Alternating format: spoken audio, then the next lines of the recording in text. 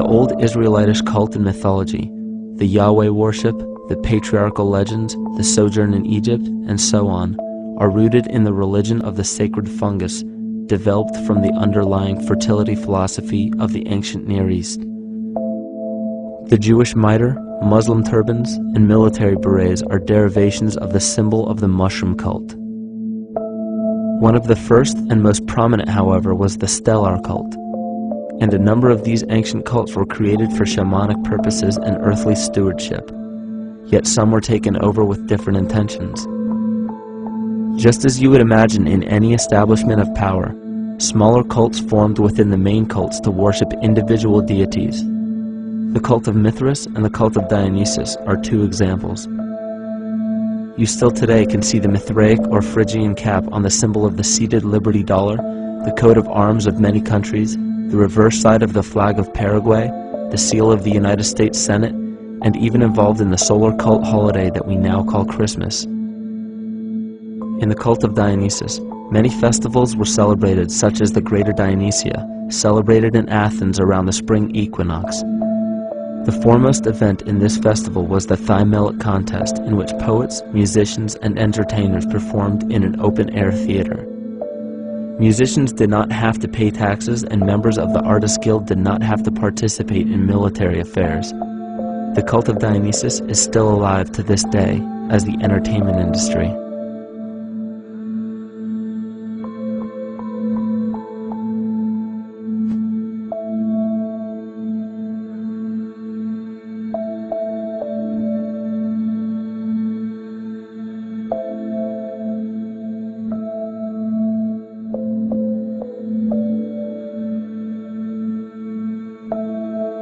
These cults still exist in many important positions of power throughout the entire civilized world.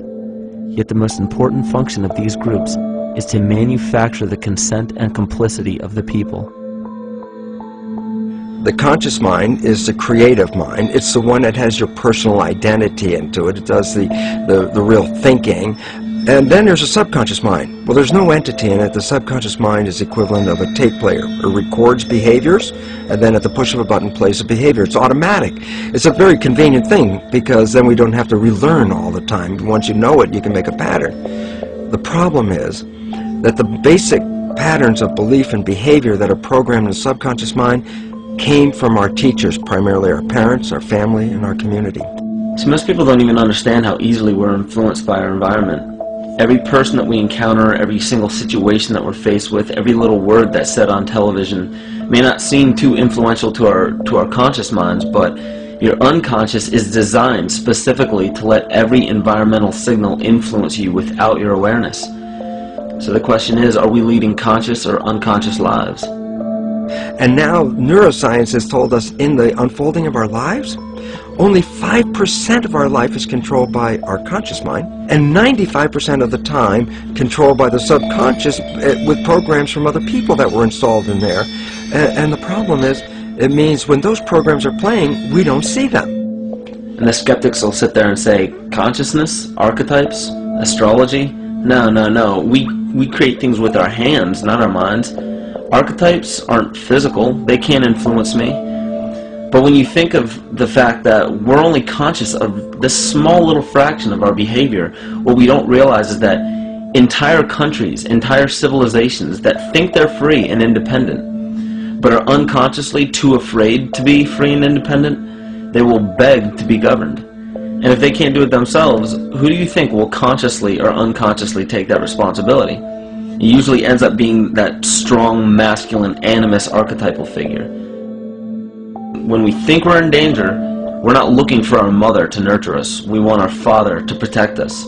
And right on cue with the age of fear, this age of catastrophe, the age of this parasite, we see masculine domination. One of the primary conduits for giving our responsibility and our conscious energy away is money. We surely don't want to admit that our dependency on money is flawed, because that would imply that the fault is our own. And God forbid we take responsibility for our lives, so we blame the money. This is the cornerstone of the entire illusion being built around us by the false ego. Money is said to be the root of all evil. yet it cannot be evil because money is only a symbol. Symbols carry only the faith and spirit of the observer. This means that the symbol of paper money, yet it cannot be evil because money is only a symbol. Symbols carry only the faith and spirit of the observer. This means that the symbol of paper money evokes and surfaces the evil intentions and inherent flaw of our false ego. Money only exists because we agree to accept it as valuable. And to further illustrate our incapacity for freedom, we've given the control of our faith-based money to a private corporation instead of the federal government. There is no law stating that we have to use Federal Reserve notes as currency. We choose to because we fear the alternative: independence.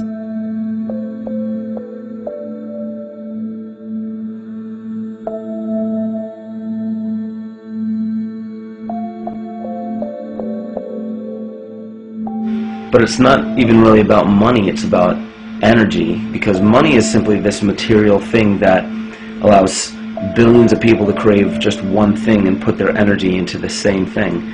It's not the plasma TV or the house or the lifestyle or the job or the significant other or the status that we're really after, because we know that we're empty. These people feel sadness and loneliness and void just like anybody else, and they either want to fill that void with materialism because they think that that'll make them feel better, or they want to sedate the void feeling with material possessions. So it all comes back to this feeling of having to put our dependency into an external source, something that we have absolutely no control over. What we're seeing right now is with all the competition of each other destroying each other, wars, competing for material existence, raping the planet and tearing it apart to get some pieces of it to hold in your hands and say you won the game. Every one of those moves is destructive not just of the planet but of human civilization, because human civilization will thrive with cooperation and will die with competition. And if you operate from these truths, then you end up with the extinction that lies before us.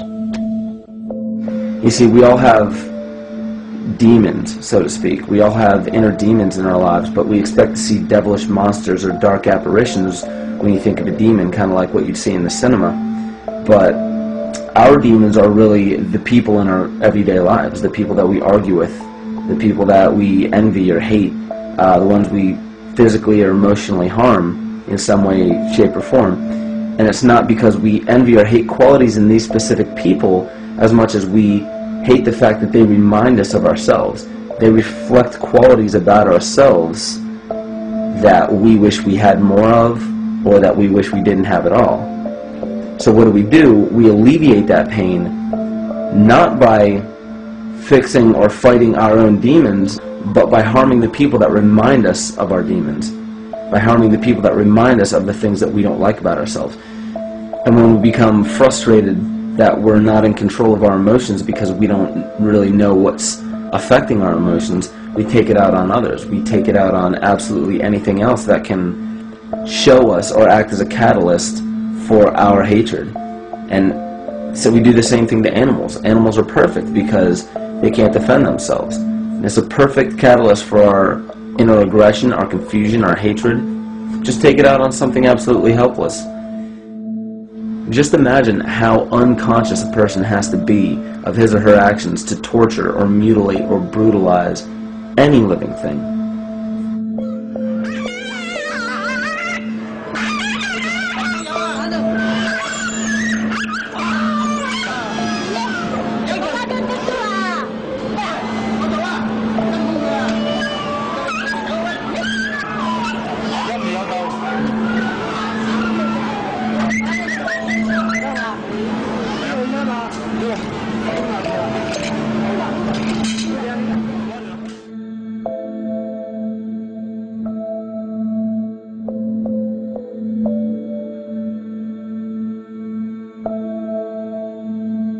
It goes down, and he'll be here, and we can. Ouch! Come on. Ooh, he bit you. Look at his tail.